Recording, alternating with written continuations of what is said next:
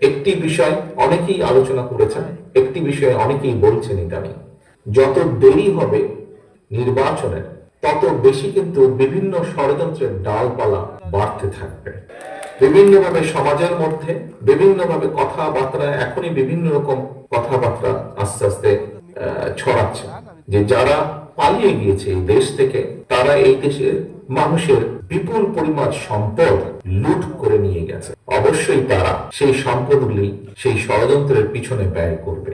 কাজেই দেশকে যদি একটি স্টেবল সিচুয়েশনের ভিতরে আনতে হয়, দেশকে যদি ঐক্যবদ্ধভাবে ধরে রাখতে হয়, দেশকে যদি একটি স্থিতিশীল অবস্থার মধ্যে ধরে রাখতে হয়, তবে তার দায়িত্ব অবশ্যই জনগণের হাতে ছেড়ে দিতে হবে। আমরা সকল সময় মনে করি এই দেশের মূল মালিক বাংলাদেশের জনগণ। কাজেই বাংলাদেশের জনগণের সেই অধিকার আছে এই দেশ নিয়ে কি হবে না হবে